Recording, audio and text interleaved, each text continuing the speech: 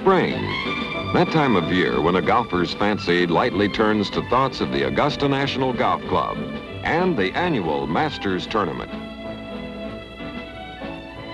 Early April, the sun-flecked terrace behind the old white clubhouse. That is the place to be as the day of the opening round of the Masters approaches. The who's who of golf is gathered here, along with members of the home club in their green jackets, golf officials from all over the globe, golf aficionados of all varieties. This year, a large contingent from the Far East is on hand to cheer for the players from that area. On the terrace also, the golfers themselves and their wives, Mrs. Tony Jacklin, Mrs. Steve Melnick. This fellow looks familiar. Oh yes, he's that new French professional, isn't he? From Latrobe, Pennsylvania. In the evenings, a round of dinners at the club like the amateur dinner, a convivial international occasion. With Clifford Roberts, the chairman of the Masters, Alan Cave, the captain of the Royal and Ancient Golf Club of St. Andrews, wearing the captain's red coat. On the left, Lynn Lardner, president of the USGA, with Wilbur Muirhead of the R&A. Donald Smith of the R&A on the left with Charlie Yates, the Georgian who won the 1938 British Amateur Championship. Bob Jenkins, former president of the Scottish Golf Union, with Larry Parker of the Host Club. On the left, P.J. Boatwright of the USGA, with Jim Simons, the young amateur who led the 1971 United States Open at the end of 54 holes. In the daytime, lots to watch. Tuning up on the practice tee, a potpourri of players, American and foreign, old and young, pro and amateur. From Japan, Takaaki Kono. Masashi Ozaki, the long-driving popular Japanese champion. From Formosa, Shea Young Yo. And Lu Liang Wan, better known as Mr. Lu. Jim Simons. Art Wall. Johnny Miller. From Argentina, Roberto Di Vicenzo. From Spain, Ramon Sota. From New Zealand, Bob Charles. With Bruce Devlin and David Graham from Australia. And Ben Crenshaw, a young Texas amateur with a promising future. Of course, all the great champions are here. Lee Trevino, observed on the practice tee. Trevino in slow motion. Watch the tremendous extension he gets as he hits through the ball.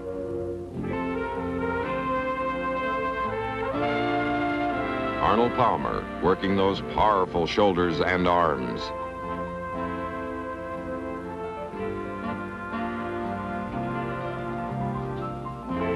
The truly classic swing of Sam Snead.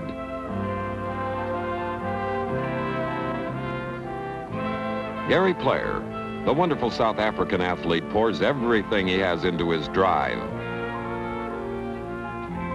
Jack Nicklaus, the huge legs generate the power.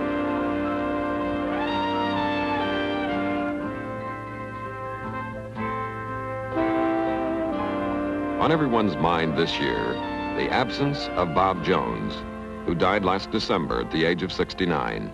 Clifford Roberts speaks of him. I wish to say a word about Robert Tyre Jones, Jr. This painting of Bob happens to be my favorite. The original hangs at the Hoylake Club in England. This is a reproduction that was presented to us by the captains of the three clubs where Bob won his 3 British Open championships. Bob Jones is the only president this club has ever had.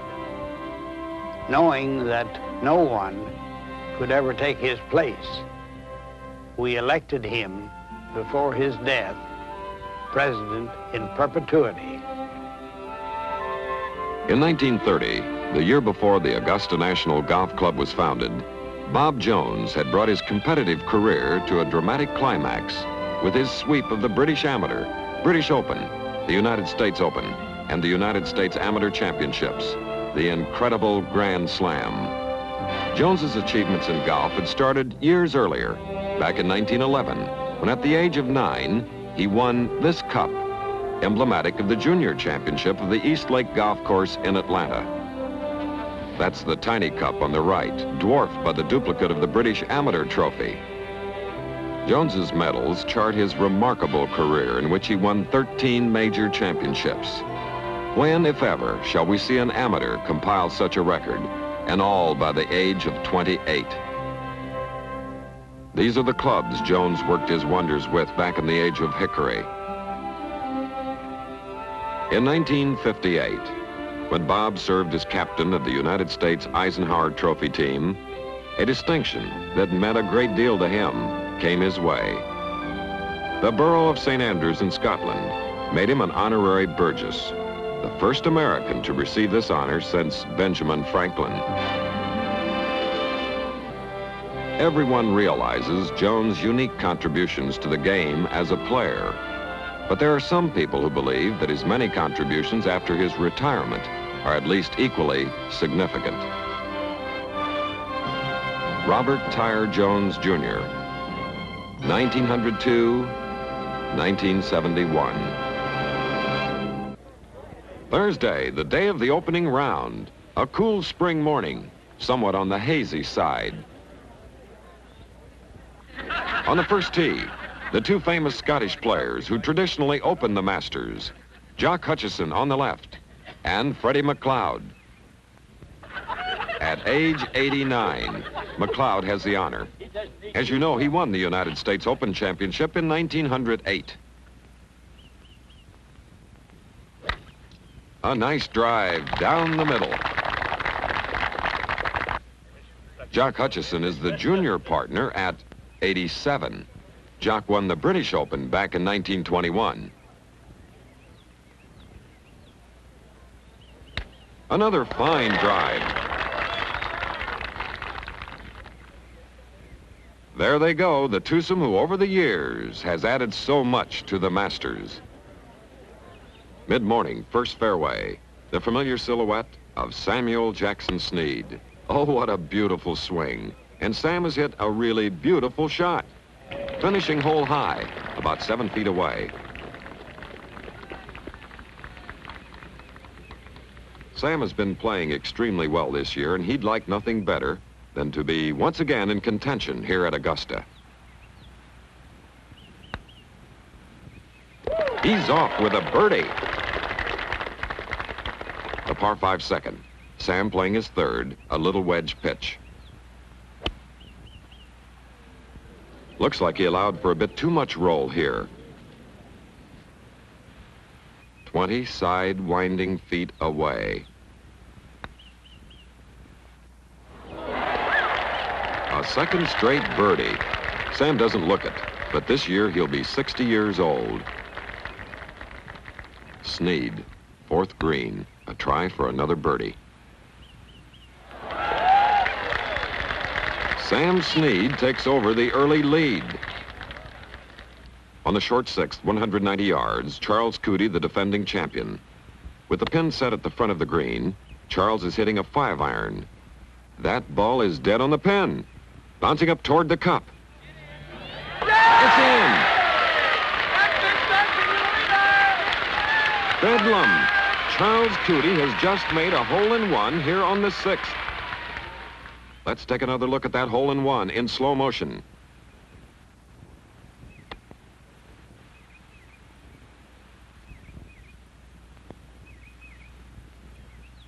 Here comes the ball soaring high from the elevated tee on the 6th, dropping down to the green below.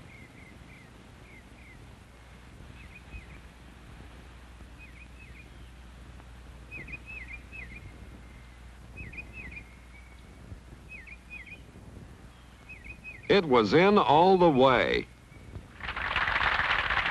Cootie walks to the green.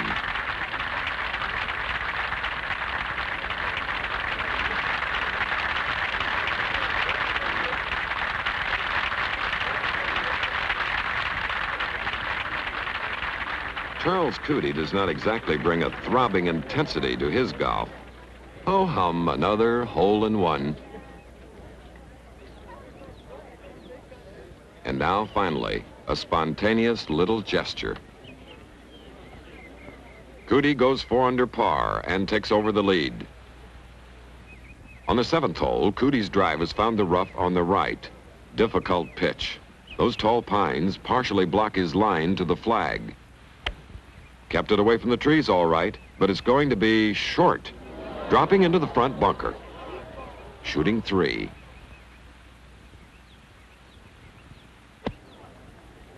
Didn't get it out. Shooting 4.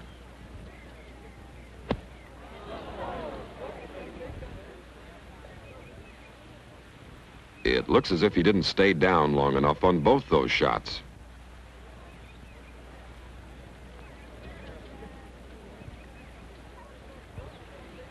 Shooting 5 now.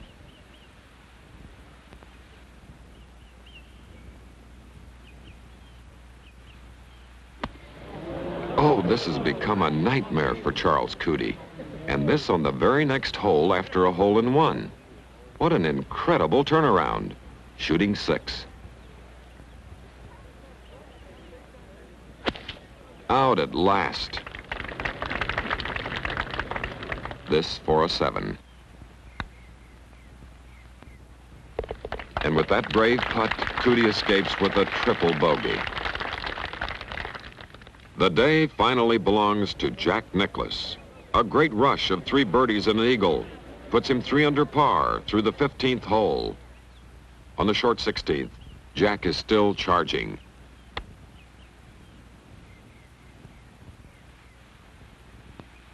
He's hit a high 5-iron, and it's coming down and stopping just on the edge of the back bunker. Putting it from the fringe. This green is playing very fast.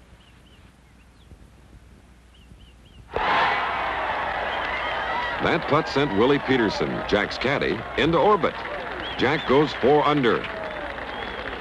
A warm round of applause.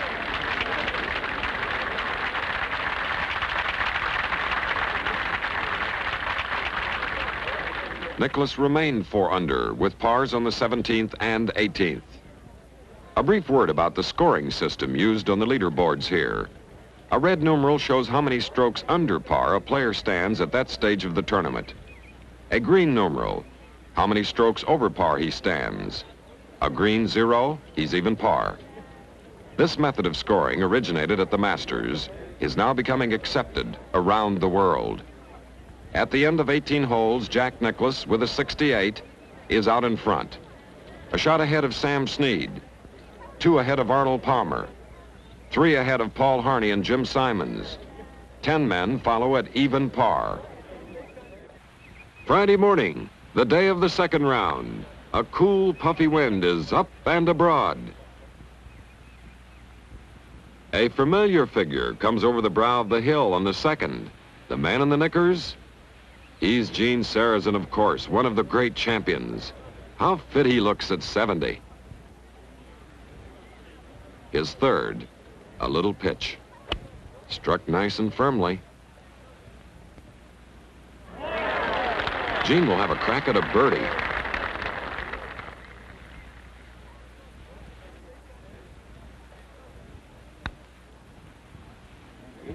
Missed it by an eyelash. Gene, by the way, broke 80 on both his rounds this year. Later in the morning, Arnold Palmer, paired with Tony Jacklin, comes down the long 2nd. Arnie's bunkered before the green in 2. Brilliant explosion shot. Arnie missed that birdie putt, however. Generally, he was forced to work hard to stay close to par. 2 over for the day, even par for the tournament through the 11th. on the short 12th, bunkered off the tee. Much too hard, and Arnold is quite upset by that shot.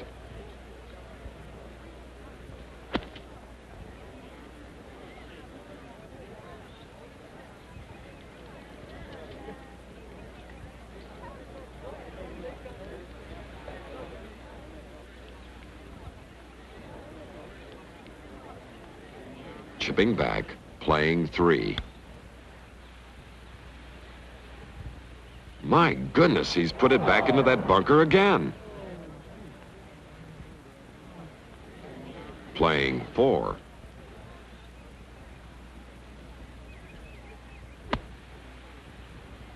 That's much more like Arnold. Putting for his 5. A triple bogey 6. And Palmer was never again a serious factor in the 1972 Masters. Still setting the pace, Jack Nicklaus, 5 under, playing the 6th, the scene of Cootie's hole-in-one. The pin is set in the back right-hand corner, the toughest position on the green, and Jack has hit a handsome shot, some 12 feet from it.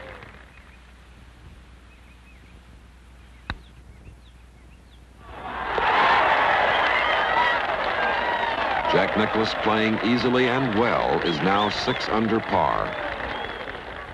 Up ahead on the par 4 9th, Sam Snead. That approach shot is going to be very useful. Sam's been playing excellent golf. He trails Nicklaus by only 2 shots. The try for the birdie. Misread it. Sam was always worried about the 2.5-foot, 3-foot putts. Indeed, they were the main reason he adopted the Sidewinder croquet stroke. He feels far less jittery with it. As it happened, missing that short putt had a critical effect on Sam Snead. He bogeyed the next 2 holes, and after that, he was never able to get back into the fight again. On the 12th tee, Paul Harney, the good gray Massachusetts club pro. Harney puts it safely on this narrow, shallow, slanted green. He stands 1 under par.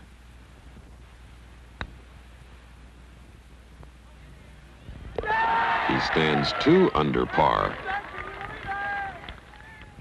On the 13th, Harney, 10 feet from an eagle 3.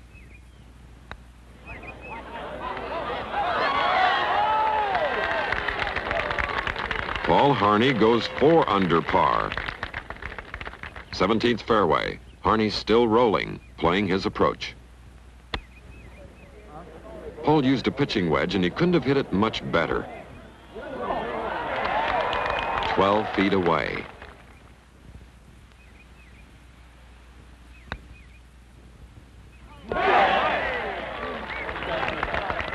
Perfect birdie putt.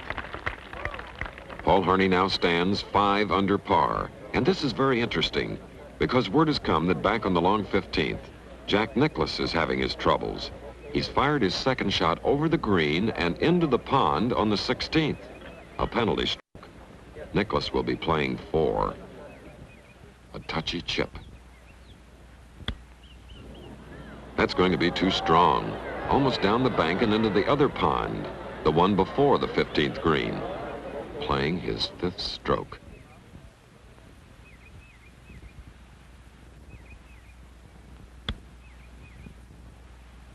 That's not going to be too good either. Over the back edge. The pressure really builds up in these major championships. No one escapes it. Playing 6.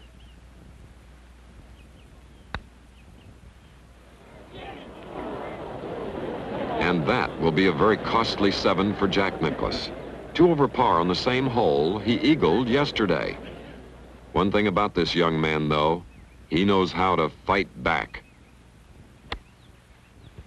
On the 18th, which Harney bogeyed, a crisp pitch sets up a chance for a redeeming birdie.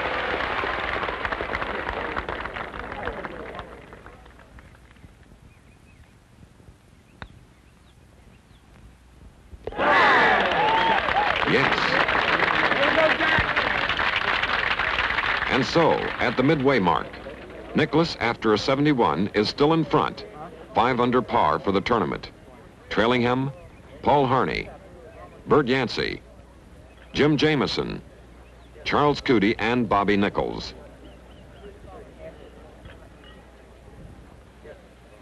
One reason for Jack's success is that he is never satisfied and is forever trying to strengthen his game. The evening after the second round, Jack is out on the practice green working on his putting stroke.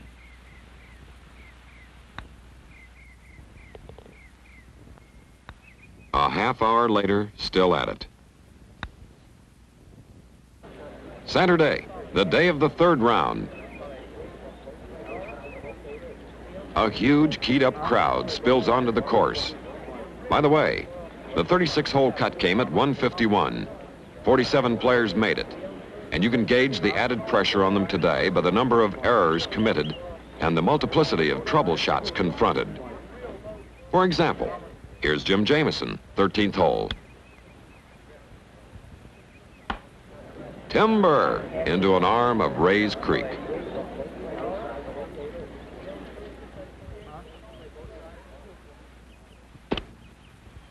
A cautious, intelligent recovery.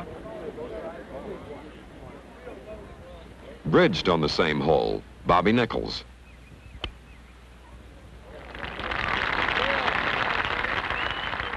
Jerry Hurd from the edge of the pond on the 16th. Jerry, as you probably know, is regarded as the Huckleberry Finn of the Pro Tour. Very much in character here.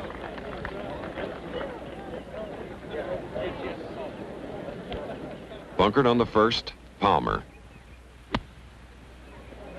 Talk to it, Arnie. That ought to do it. On safari, in the shrubbery near the 13th green, Sam Snead.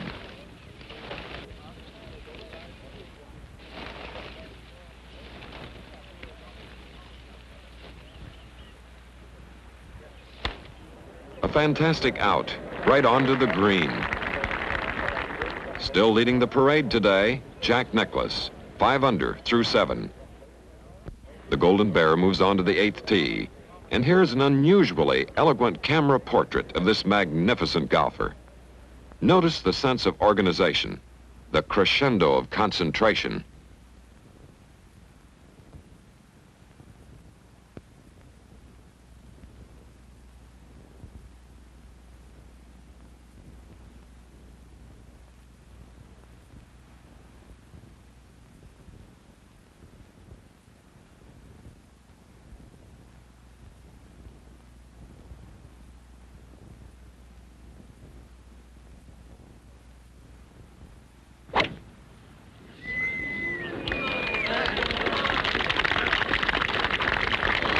It was a long drive, well positioned. It led to another birdie.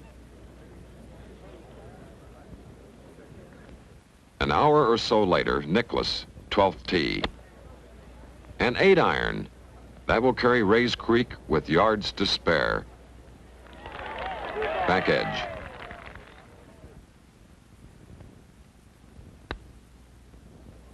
It has the line. Willie Peterson flags another one and generously shares the spotlight with Jack. At this juncture, Nicklaus had built up a 5-stroke lead on the field. But down the stretch, Jim Jamison begins to reduce that cushion with some incisive attacking golf here on the 16th. Jamison, a practically unknown 28-year-old touring pro, playing in his first Masters, rifles a 5-iron right at the flag. The try for the birdie. Did you see that Jamison get up in the air? This young man has a very winning way. 17th hole, Jamison. First-class hand action. He went with an 8-iron, and he's got the ball right on the flag again. 8 feet from a birdie.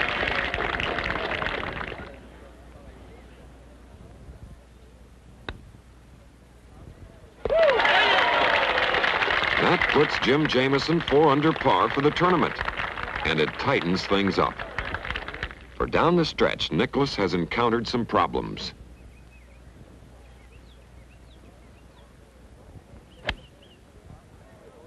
On the 13th, a hooked approach finds a greenside bunker. On the long 15th, Jack goes with a 4-iron on his second shot. That ball is hooked too. Bouncing down the bank on the left side of the green and rolling perilously close to the pond on the 16th. Jack's swing is unraveling. 17th fairway. And Jack, who likes to play the ball from left to right, has hit another from right to left, ending up on the fringe of the green. It led to a bogey 5. 18th fairway, 5-iron. Sharply hooked. Diving into the bunker before the green. Another bogey, a 73 for the round. With 18 holes to go, Jack Nicklaus still holds the lead, but he has returned to the field. Only 1 shot ahead of Jim Jamieson, 3 ahead of Tom Weiskopf and Paul Harney, 4 ahead of Homero Blancas, Bruce Crampton, Jerry Hurd, and Bobby Mitchell. Sunday, the morning of the 4th and final round. Lots of sunshine and very little wind. This makes 9 years in a row that the Masters has been blessed with near-perfect golf weather on all 4 days. On the terrace behind the clubhouse, Alan Cave, the captain of the Royal and Ancient Golf Club of St. Andrews, we asked him what had brought him to the Masters. But it's such a splendid occasion to keep up our very friendly relationships between the ruling bodies of the game. Then we asked him how he thought the day's play would go.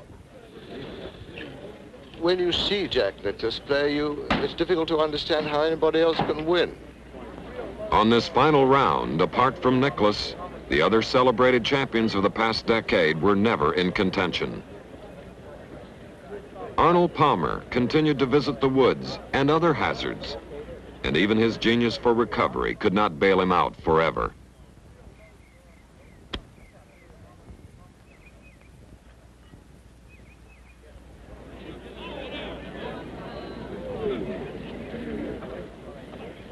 Gary Player, who had reached his peak 2 weeks before the Masters, never did find his best form.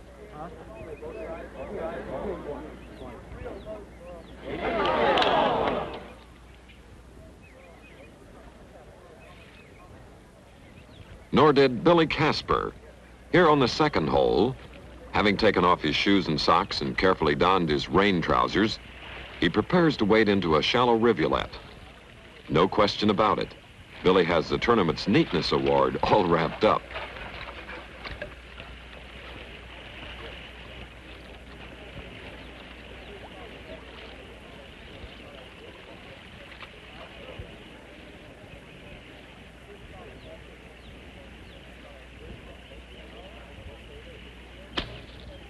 It takes a Casper to play that fine a shot from that tough a lie. Save for Nicklaus. Practically no red numbers on the leaderboards today. Same story all afternoon long on all the boards. The men chasing Nicklaus are having a hard time mounting a drive. No sooner do they pick up a stroke on par than they hand it right back. Jerry Hurd, for example, going after a birdie on the 4th. And getting it. A very spontaneous fellow, this young Californian. Hurd on the 12th. Another dazzling birdie putt, but Hurd cannot close the gap. Too many inaccurate shots. Too many bunkers.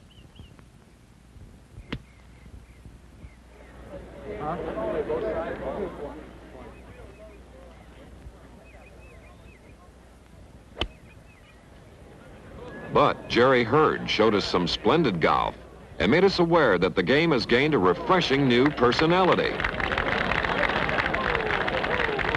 When did you last see a golfer run?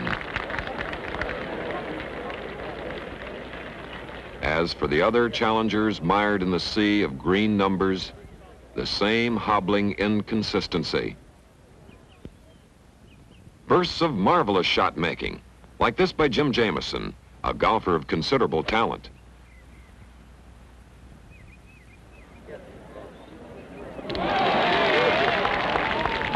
but wiping them out, too many errors. Too many errors at just the wrong times.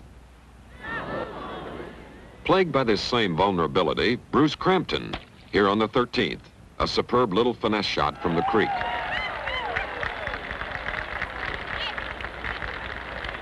Then, after wringing out a sock,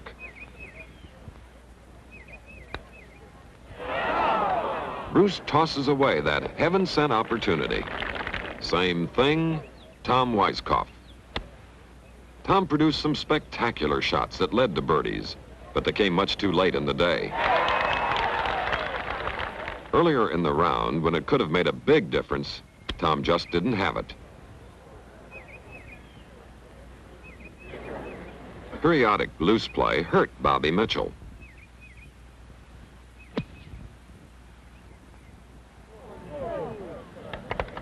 Jerry McGee escapes from the edge of the trees and finds a bunker. Paul Harney, way past the cup.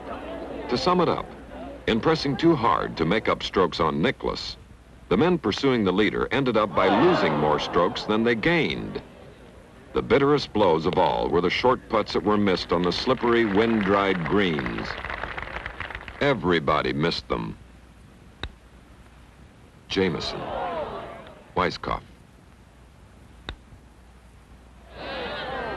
Blancas,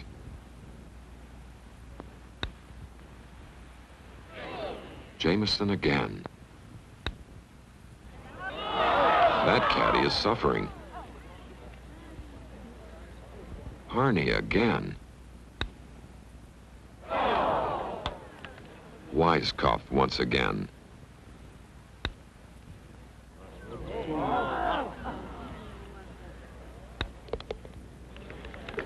Nothing in golf takes the heart out of you like missing a short putt. Taking advantage of his rival's lapses, Jack Nicklaus, playing airtight golf, reaches the turn 1 under par for the day, 5 under for the tournament. At this juncture, he led the field by a full 5 strokes. On the 10th, after his first sizable error of the day, Jack contrives a superb recovery onto the back of the green.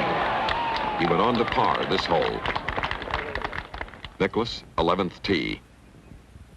From that cathedral setting, a typically long, high Nicklaus drive flies down the right side of the fairway. He's been in a regal mood today. The approach to the green. And Jack prudently is playing for the safe right side of the green, away from the water that borders the left. He faces a very long putt, though, all of 60 feet. Checking the leaderboard, no one else is moving. No one else in red figures.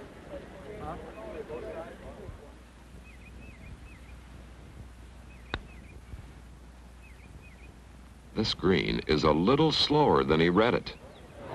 Missable putt left.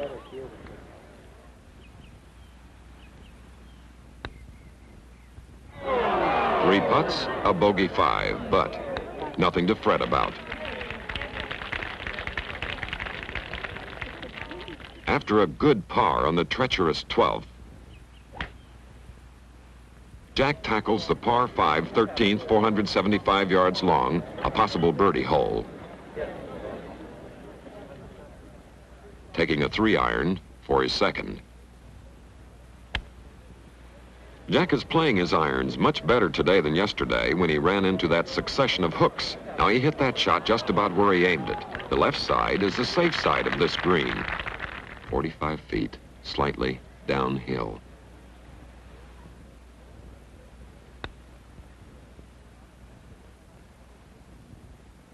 Nice approach putt.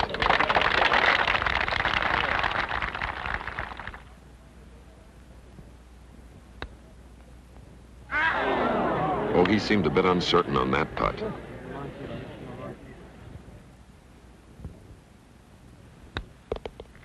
Another three-putt green, but Nicklaus gets his par at any rate. On the 14th, Jack ran into another three-putt green and lost another stroke to par. At about this same time, Jim Jamison, chipping from behind the green on the par 5 15th, slides his third shot some 9 feet past the pin. This for a birdie.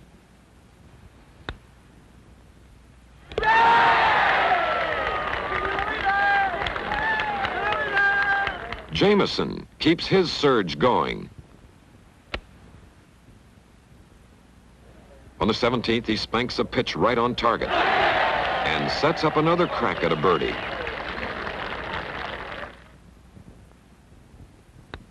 This young man has played a fine tournament, and the gallery is letting him know it.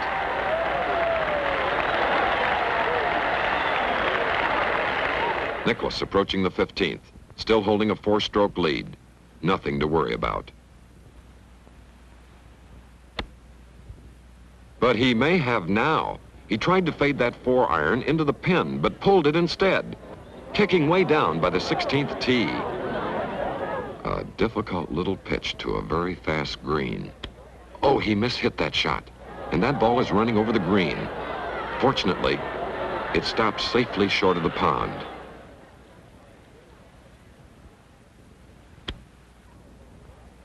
This is Jack's 4th shot. He read the speed of the green perfectly that time. This for the par.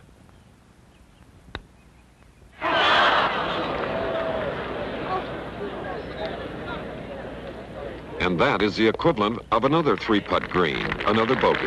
Jack's only 2 under par now. His lead has shrunk to 3 strokes. Any more errors, well, they could really hurt now. On the 16th, Jack steadies himself with a solid par. On to the 17th, a medium-length par 4. 8-iron approach. It could be.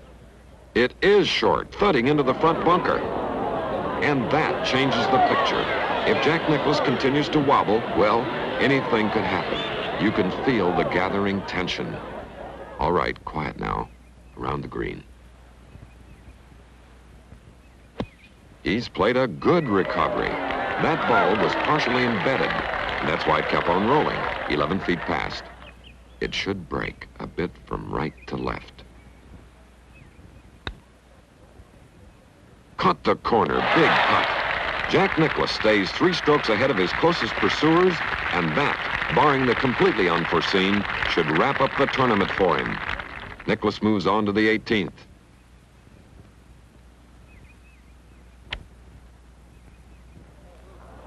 Oh, he split the fairway with one of his best drives of the tournament. He competes well, this young man. The approach now.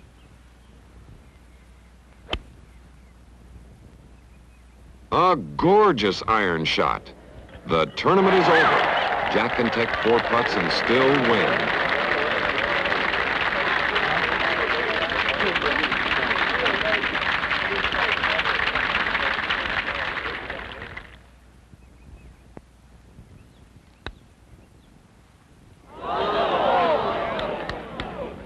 The tap-in for a 74.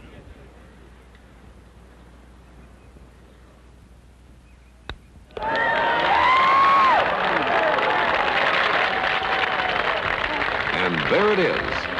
Jack Nicklaus joins Arnold Palmer as a 4-time winner of the Masters. In its own way, this has been a most impressive triumph. Jack led all the way. Interestingly, since Jack is associated with power golf, his play on the par 3 holes was fundamental to his winning performance. He was 3 under par on the par 3s for the tournament. He also putted the greens better than anyone else in the field. Final standings. Jack Nicklaus at 286 wins the 1972 Masters by 3 strokes.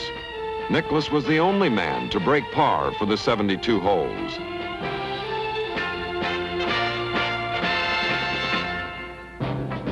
After checking his scorecard in the tent just off the 18th green, Jack joins his son Jackie in the golf cart.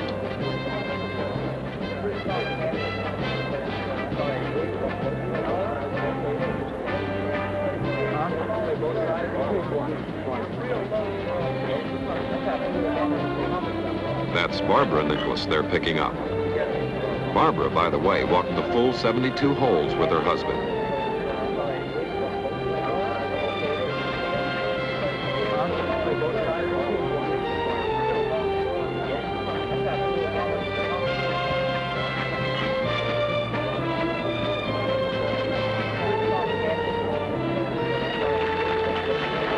The presentation ceremony held on the practice putting green. Once again, thoughts of Bob Jones, who presided at these occasions. Jack Nicklaus's fourth victory in the Masters would have given Jones great pleasure, for they were close to each other. Indeed, Jack was only 15 when Bob first met him at the 1955 Amateur Championship. After watching him play, Jones told his friends that Jack Nicklaus was destined to become one of the great champions, which he has.